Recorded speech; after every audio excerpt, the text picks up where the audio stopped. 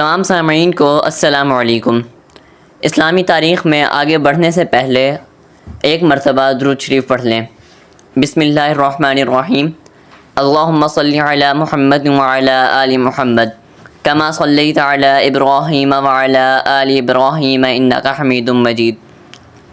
اللہم بارک علی محمد وعلی آل محمد کما بارکت علی ابراہیم وعلی آل ابراہیم انک حمید مجید۔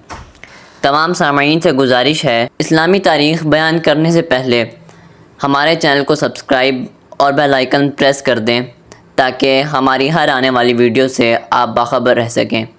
آئیے اسلامی تاریخ کی طرف چلتے ہیں۔ حضرت ابراہیم علیہ السلام کے بیٹے حضرت اسماعیل علیہ السلام کے 12 بیٹے تھے۔ ان کی نسل اس قدر ہوئی کہ مکہ مکرمہ میں نہ سما سکی اور پورے حجاز میں پھیل گئی۔ ان کے ایک بیٹے قیدار کی اولاد میں عدنان ہوئے۔ عدنان کے بیٹے ماد اور پوتے کا نام نزار تھا۔ نزار کے 4 بیٹے تھے، ان میں سے ایک کا نام مضر تھا۔ مضر کی نسل سے قریش بن مالک پیدا ہوئے، یہ فہر بن مالک بھی کہلائے۔ قریش کی اولاد بہت ہوئی، ان کی اولاد مختلف قبیلوں میں بٹ گئی۔ ان کی اولاد سے قصی نے اقتدار حاصل کیا۔ قصی کے آگے 3 بیٹے ہوئے، ان میں سے ایک عبد مناف تھے، جن کی اگلی نسل میں ہاشم پیدا ہوئے۔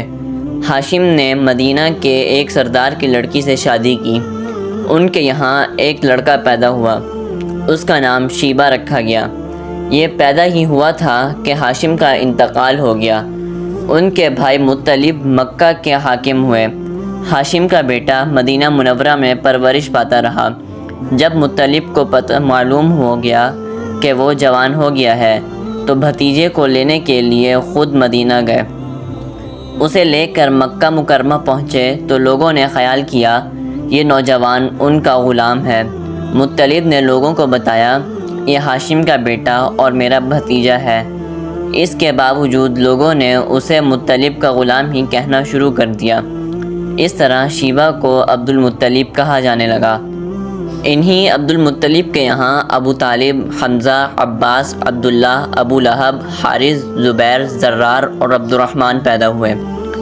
ان کے بیٹے عبداللہ سے ہمارے نبی حضرت محمد صلی اللہ علیہ وآلہ وسلم پیدا ہوئے۔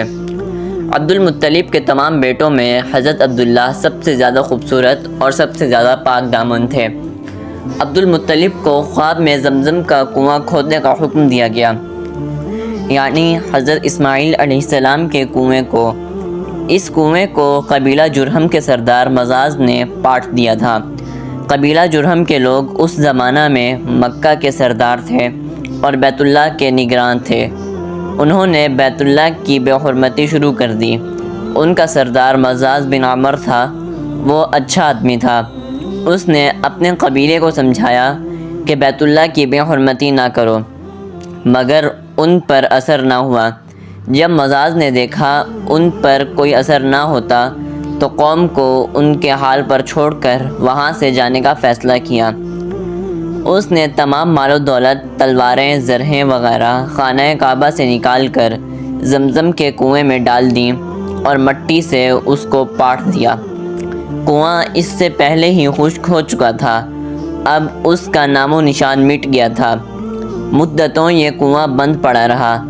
اس کے بعد بنو خزاعہ نے بنو جرہم کو وہاں سے مار بھگایا۔ بنو خزاعہ اور قصی کی سرداری کا زمانہ اس حالت میں گزرا، کنواں بند رہا یہاں تک کہ قصی کے بعد عبد المطلب کا زمانہ آ گیا۔ انہوں نے خواب دیکھا، خواب میں انہیں زمزم کے کنویں کی جگہ دکھائی گئی اور اس کے کھودنے کا حکم دیا گیا۔ حضرت علی رضی اللہ تعالی عنہ سے روایت ہے کہ عبد المطلب نے بتایا میں حجر اسود کے مقام پر سو رہا تھا کہ میرے پاس ایک آنے والا آیا۔ اس نے مجھ سے کہا طیبہ کو کھودو۔ میں نے اس سے پوچھا طیبہ کیا ہے، مگر وہ کچھ بتائے بغیر چلا گیا۔ دوسری طرف رات پھر خواب میں وہی شخص آیا، کہنے لگا برہ کو کھودو۔ میں نے پوچھا برہ کیا ہے، وہ کچھ بتائے بغیر چلا گیا۔ تیسری رات میں اپنے بستر پر سو رہا تھا کہ پھر وہ شخص خواب میں آیا۔ اس نے کہا مظنونہ کھودو۔ میں نے پوچھا مظنونہ کیا ہے؟ وہ بتائے بغیر چلا گیا۔ اس سے اگلی رات میں پھر بستر پر سو رہا تھا کہ وہی شخص پھر آیا اور بولا زمزم کھودو۔ میں نے اس سے پوچھا زمزم کیا ہے؟ اس بار اس نے کہا زمزم وہ ہے جس کا پانی کبھی ختم نہیں ہوتا، جو حاجیوں کے بڑے بڑے مجموعوں کو سیراب کرتا ہے۔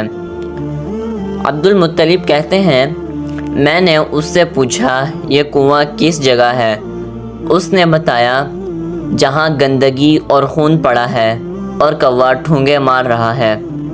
سیرت النبی کی بقیہ پہلو ہم آپ سے انشاءاللہ اگلی قسط میں بیان کریں گے۔ شکریہ۔